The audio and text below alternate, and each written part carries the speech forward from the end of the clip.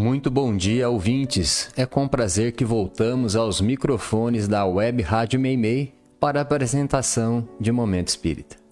Momento Espírita, 53 anos no ar. O programa também está sendo transmitido neste mesmo horário pela Web Rádio Nova Alternativa e pela FM Nova Alternativa.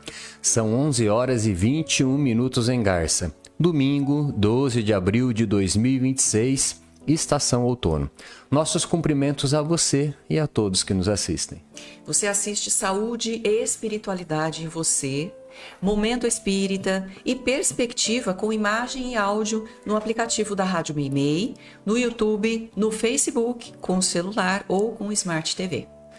Temas que vamos abordar nesta edição. Lixo mental é elemento que degrada nosso mundo íntimo. O que podemos fazer para não sofrer decepções? Ouvinte se queixa da dificuldade em se concentrar na prece. Como funciona a lei de causa e efeito no suicídio? Por que Kardec criticou mais os materialistas?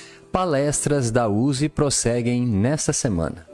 Você participa de Momento Espírita enviando perguntas ou comentários por WhatsApp para o número 14 981 05 15 35. E atenção para o livro que vamos sortear logo mais. Entre a Riqueza e a Pobreza. Romance de autoria do espírito Dize Akibá, pelo médium Pedro Santiago, editora M. Mande um WhatsApp agora mesmo para o número 14 981 05 15 35, dizendo que quer ganhar o livro. Equipe desta edição: sonoplastia e assistência técnica, Leandro Carvalho e Augusto Tavares. O Cláudio atende os ouvintes e a apresentação, Luiz Eduardo e Juliana. Momento Espírita. Um tempo de paz.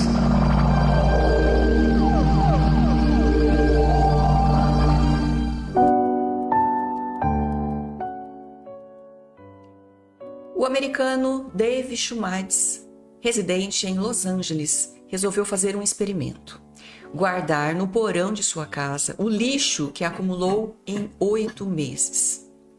Ele queria saber o que representa guardar lixo e o que isso pode significar para o ser humano e para o planeta. E o resultado foi surpreendente. Garrafas vazias, caixas de papelão, sacolas de supermercado, recipientes diversos de lata e plástico, papéis de embrulho.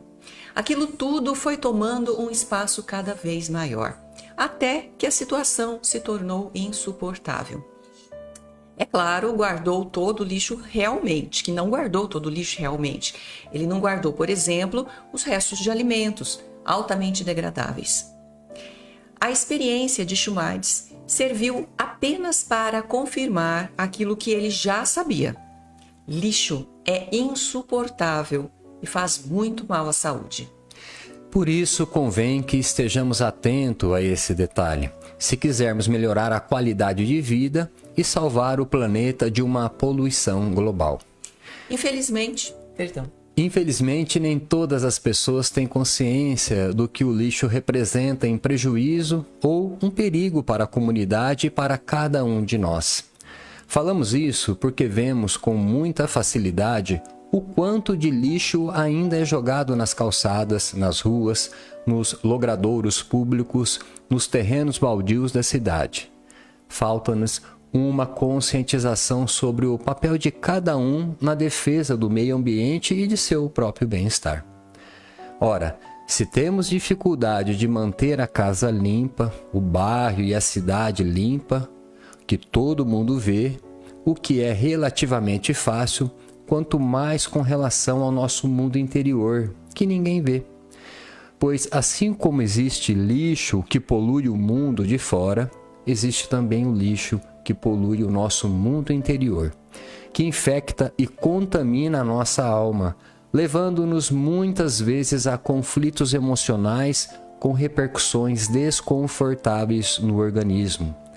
O lixo material polui o mundo e o lixo mental polui a mente. Lixo mental é tudo aquilo que, não podendo ser aproveitado, o recomendável é que se jogue fora, pois além de não ajudar, prejudica. O lixo mental é composto de toda espécie de carga aflitiva, tais como inveja, ciúme, mágoas, ressentimentos, culpas, ideias de vingança, pensamento suicida, vícios e todas as ideias voltadas à violência e ao crime. Esses pensamentos são dotados de uma carga negativa altamente tóxica para a alma e para o corpo, pois nos colocam em conflito conosco mesmos. Servem para desajustar a nossa vida íntima, provocando-nos grandes aflições.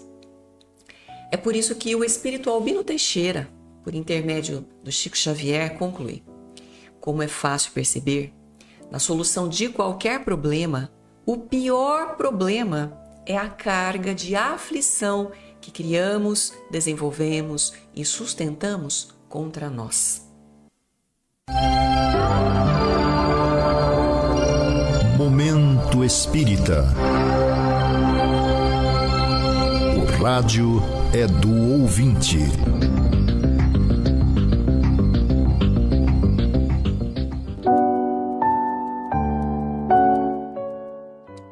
E vamos iniciar esse segmento com uma questão enviada há algum tempo pela ouvinte Marilda e que diz o seguinte: o que a gente deve fazer para não sofrer decepções?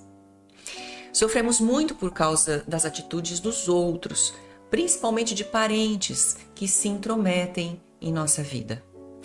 A receita que Jesus recomendou para os reveses do dia a dia, sem nos deixarmos abater demasiado, está na humildade.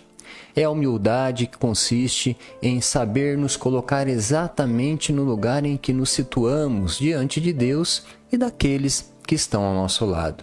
Para isso, precisamos dar 2 passos importantes. Primeiro, procurar conhecer as leis divinas.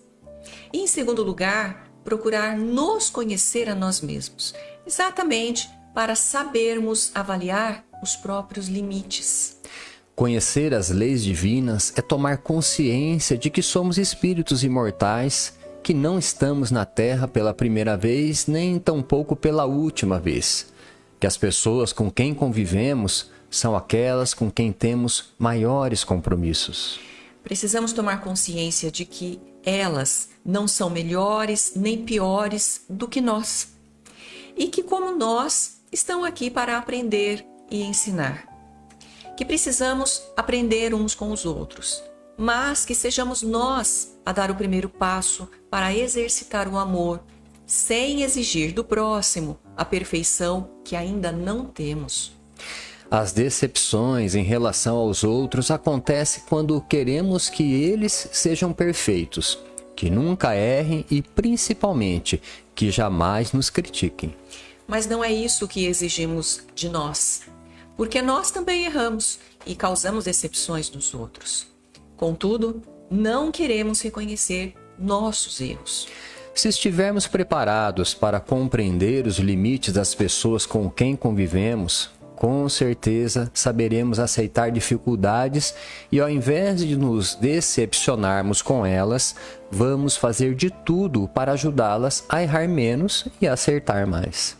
Se quisermos refletir mais sobre esse tema, a humildade, basta lembrarmos as palavras de Jesus e tentar aplicá-las na nossa vida.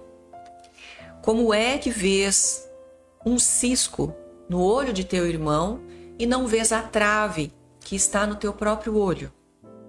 Hipócrita, tira primeiro a trave de teu olho, para depois tirares o cisco do olho do teu irmão.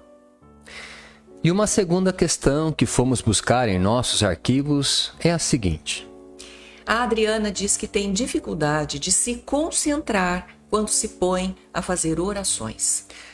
Geralmente, diz ela, quando percebo, já estou pensando noutra coisa. Quase sempre algo que tenho a fazer ou em alguma coisa que acabou de acontecer. Por que será que isso acontece? Pode ser obsessão? Na prece, o pensamento é tudo, Adriana. Você pode dirigir um automóvel e chegar muito bem ao seu destino, sem precisar se concentrar em todas as operações que faz com o volante, com o acelerador, com a marcha, e com freio. Mas você não conseguirá fazer uma boa prece, que é uma atividade mental, sem colocar nela toda a sua atenção e todo o seu bom e sincero sentimento, desprendendo-se de tudo o mais que possa desviar sua atenção. A nossa mente, caro ouvinte, é dotada de um mecanismo automático inconsciente que ela utiliza para fazer mais de uma coisa ao mesmo tempo. Trata-se de uma faculdade que o ser humano veio desenvolvendo ao longo de sua evolução, à medida que a vida social foi se tornando cada vez mais complexa, exigindo sempre mais de cada um. É sem dúvida uma conquista extraordinária da mente, que facilita muita coisa em nossa vida, mas que, como qualquer outra, deve ser usada com critério e não para todas as coisas. Para a prece, por exemplo, não funciona.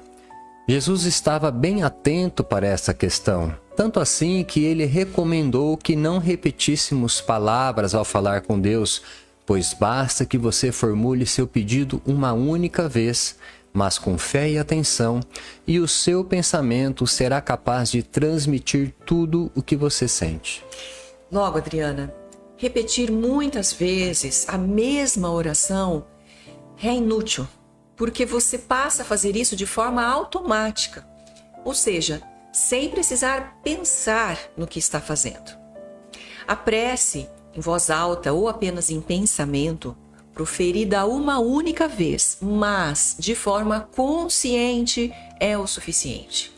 Concentração é o ato de dirigir o foco de nossa atenção apenas para um determinado ponto, nosso objetivo. É conduzir ao seu centro do nosso pensamento forças dispersas, abandonando tudo que não interessa. Não só na prece, mas em muitas outras ocasiões, costumamos pensar numa coisa enquanto estamos fazendo outra. Isso pode ser ruim para as metas que queremos alcançar. É um vício de comportamento. Deveríamos prestar mais atenção nele para educar nossa forma de pensar. Se você está com dificuldade de se concentrar, faça preces curtas, o tanto que basta para que você permaneça com o pensamento voltado para o seu sentimento. Nada de preces longas, até porque Jesus recomendou que não orássemos muito, que não fizéssemos como os gentios, que pensam que pelo muito falar é que serão ouvidos. Para a prece, que é a conversa direta com o Pai, não existe lugar nem hora. Quando ficamos preocupados com essas condições, perdemos mais ainda a capacidade de concentração. Dizem os entendidos que, em média, o ser humano não consegue se concentrar por mais de 3 minutos. Portanto, não pense que é só você que tem esse problema. Hoje, no mundo agitado em que vivemos, nossa mente se ocupa de muita coisa ao mesmo tempo e não é capaz de se manter concentrada por muito tempo. Veja o Pai Nosso, que Jesus proferiu diante da multidão.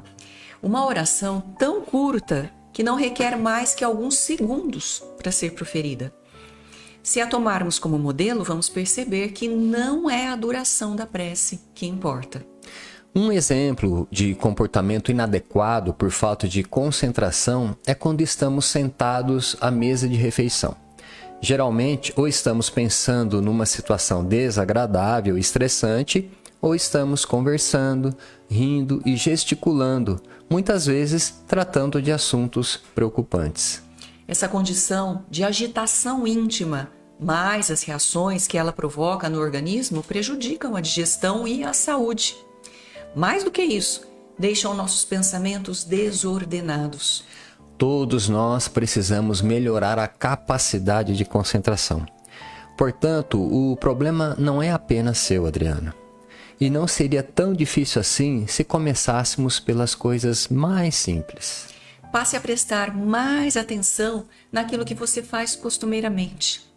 Não deixe que tudo se transforme em rotina e se torne automático. Preste mais atenção no que está acontecendo à sua volta. Concentre-se no alimento que você come, na água que você bebe, no livro que você lê, no filme que você assiste, nas palavras que as pessoas lhe dizem.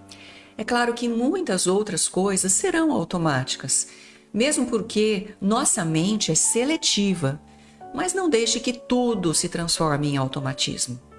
A prece deve ser, acima de tudo, um ato consciente, onde colocamos todo o nosso coração. Por meio de nossa harmonização interior é que entramos em contato com Deus. Por isso mesmo, a prece não deve ser longa, a ponto de se transformar num ato de repetição enfadonho e inútil. E a próxima questão foi enviada pelo nosso ouvinte CRA de Vera Cruz.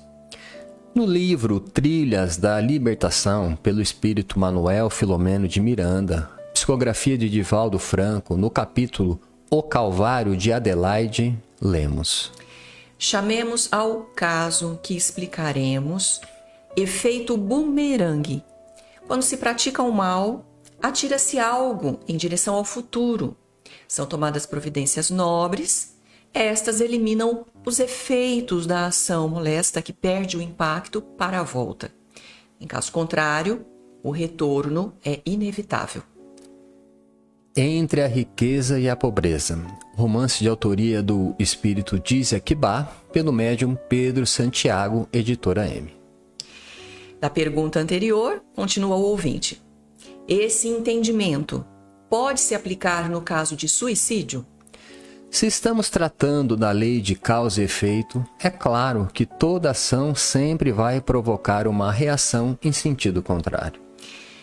Mas no caso do suicídio, considerando a motivação do ato, a própria ação já é a reação. É como usar mal uma ferramenta. Não conseguindo manipulá-la adequadamente, a pessoa acaba por se ferir a si mesma. Aí estão a ação e a reação. A agravante no suicídio está na tomada de consciência de que não se cumpriu o compromisso consigo mesmo, compromisso imprescindível para a preservação da vida. Conhecemos o caso de uma jovem senhora que desferiu um tiro no marido e em seguida voltou o revólver contra si mesma e atirou contra a própria cabeça.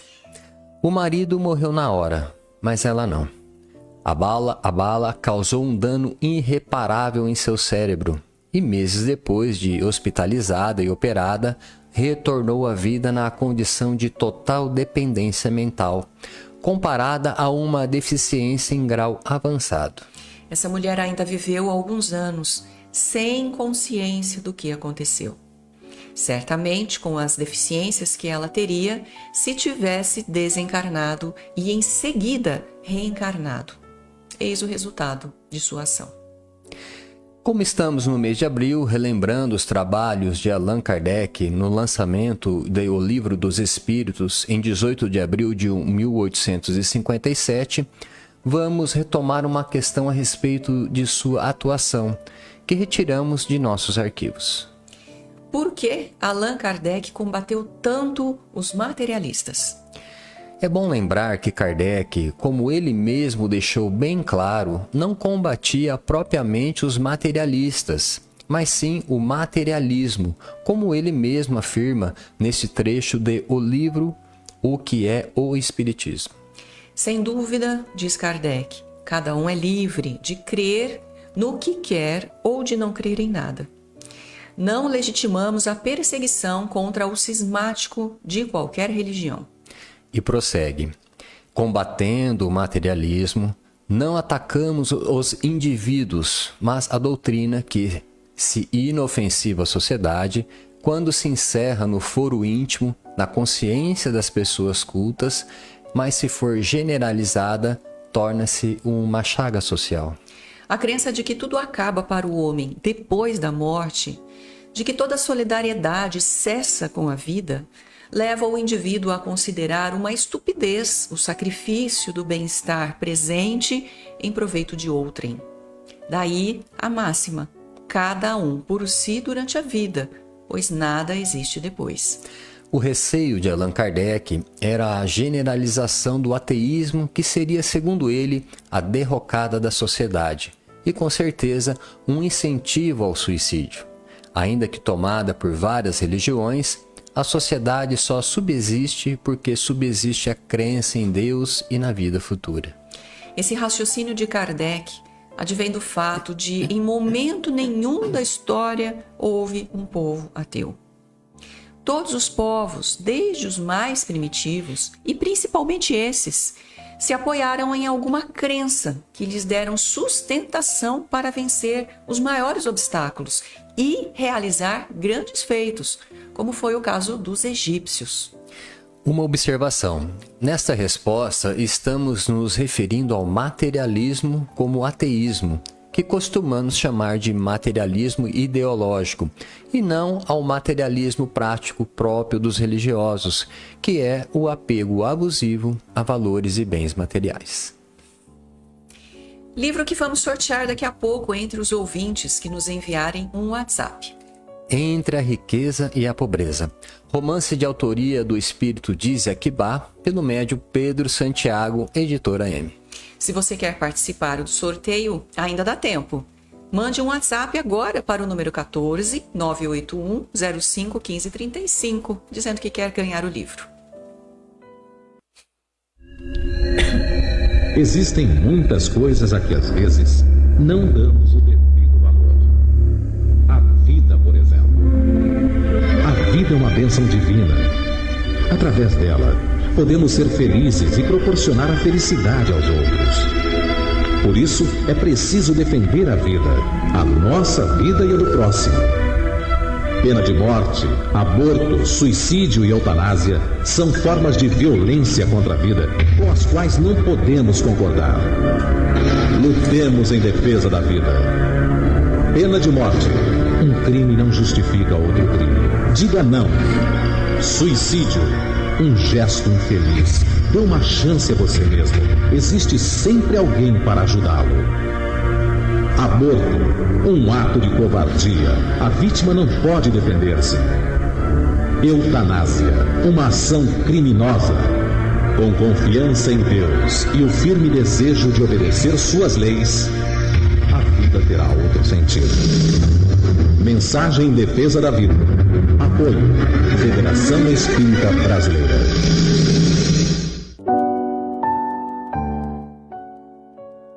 E atenção! Neste mês de abril, o Clube do Livro Espírita de Garça está entregando aos seus associados o romance Despertar de uma Alma. A autoria do espírito Fernandes de Almeida Melo, recebido pelo médium Ariovaldo César Júnior. As diversas reencarnações de um guerreiro celta, desde o ano 920 de nossa era até os dias atuais. É um lançamento da editora Boa Nova. Para receber esse livro, basta você se associar ao clube por apenas R$ 27,00 por mês, ligando ou passando um WhatsApp para a Sônia Marra no telefone DDD 14 996 69 5008 ou enviando um e-mail para o seguinte endereço: clubedolivro@caminhodedamasco.org, dando nome e endereço de entrega. O Caminho de Damasco tem passes todos os dias, às 18 horas, menos nas quintas-feiras. E tem também reuniões de estudos às segundas, quintas e sextas, às 20 horas. O estudo da terça-feira sobre a obra Paulo Estevão também está de volta. A Biblioteca Batuíra do Caminho de Damasco está aberta ao público durante as reuniões de passe e empresta livros e outros materiais de estudo gratuitamente. A evangelização infanto-juvenil e as reuniões da mocidade no Lar Meimei acontecem nas manhãs de domingo, no Lar Meimei, às 9h35. No mesmo horário, também contamos com um grupo de adultos lendo e discutindo o Livro dos Espíritos. A roda de estudo está aberta a todos, mas conta principalmente com os pais das crianças da evangelização. O brechó do Lar Meimei abre às sextas-feiras, a partir das 13 horas, com entrada pela rua 7 de setembro. No site do Centro Espírita Caminho de Damasco, você vai obter uma série de informações sobre o centro e sobre o espiritismo, acessando o link www.caminhodedamasco.org. você vai encontrar todo um material informativo sobre o centro e suas atividades. No menu, você encontrará, entre outras matérias, as gravações das edições anteriores de Momento Espírita. Encontrará também informações sobre o Clube do Livro, vídeo palestras de temas variados, bem como mensagens espíritas em card e em áudio. Divulga a programação das próximas palestras. Amanhã, dia 13 de abril, a palestra acontecerá no Centro Espírita Caminho de Damasco, de Garça, na Rua Gabriela, número 168, com o expositor Ivan Evangelista Júnior e o tema O Bem Viver na Visão Espírita. Dando prosseguimento ao ciclo de palestras da USE, teremos no dia 20 de abril, segunda-feira, o expositor Roberto Françoso, de Bauru, e estará no CFEAC Irmã Filomena, na Vila Araceli. Dia 23 de abril, uma quinta-feira, a palestra será na Casa Espírita Joana d'Arc, de Garça, na Rua João Manzano, com o expositor de Marília Agrício de Almeida. Dia 29 de abril, quarta-feira, o expositor Wagner Elias Jacó falará no Centro Espírita Paz, Amor e Caridade, em Vila Rebelo. E no dia 30 de abril, uma quinta-feira, teremos o encerramento do ciclo com uma palestra a ser proferida na Casa Espírita Allan Kardec, em Garça, a cargo do expositor Pedro Botelho. Todas as palestras terão início às 20 horas e a entrada é franca. Momento Espírita. Mensagem para a nova era.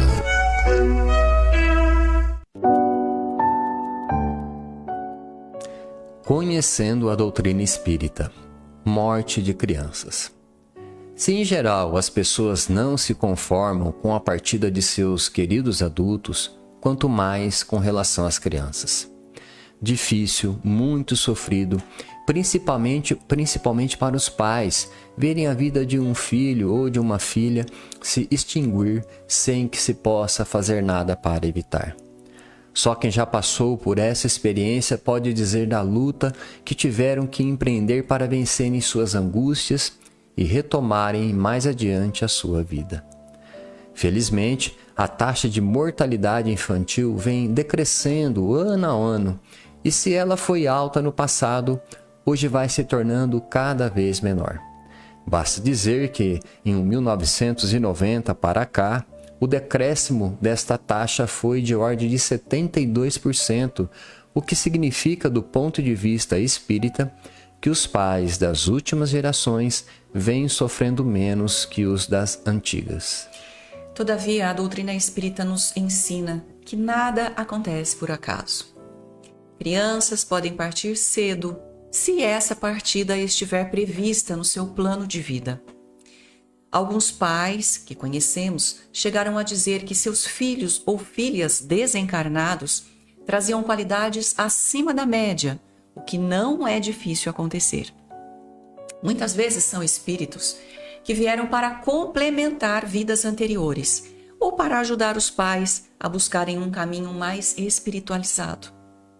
De qualquer forma, se esses pais não são espíritas ou não têm conhecimento espírita, eles não vão entender a razão pela qual seus filhos partiram mais cedo. Mas, se forem espíritas, devem saber que as crianças, em geral, são acolhidas com muito carinho na espiritualidade. Algumas para um período mais longo e outras para retomarem em pouco tempo a volta ao mundo físico. Quem quiser ter mais informações a respeito, leia o livro Entre a Terra e o Céu, de André Luiz, psicografia de Francisco Cândido Xavier. No capítulo Lar da Bênção, vão saber de uma instituição da espiritualidade ligada à colônia Nosso Lar, onde crianças desencarnadas são atendidas e reeducadas.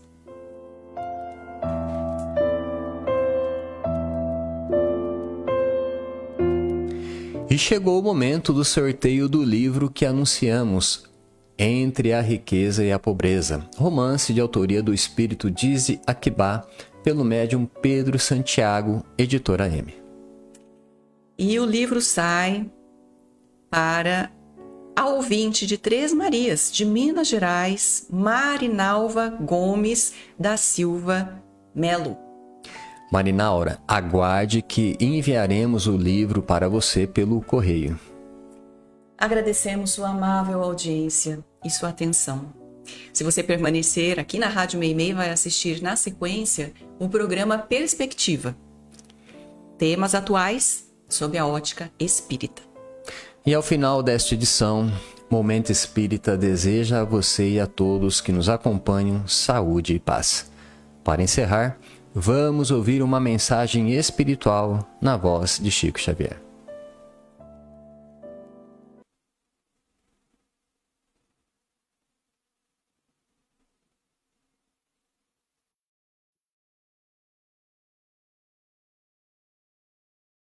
Nós te pedimos forças renovadas para colaborarmos todos unidos na formação do mundo melhor. Um mundo onde a fraternidade que nos deste possa ser cumprida sem qualquer violência.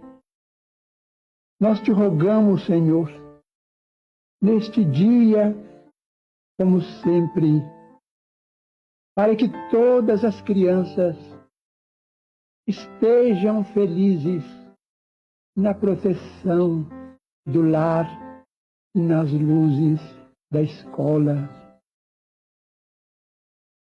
para que todas as mães permaneçam amparadas em teu infinito amor, para que todos os doentes sejam socorridos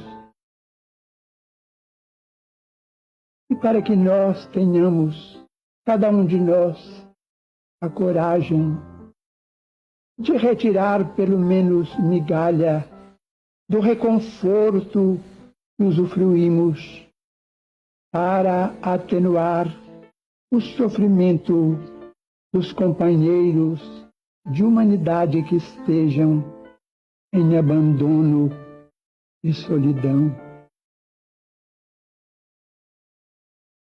Senhor, se não é pedir muito,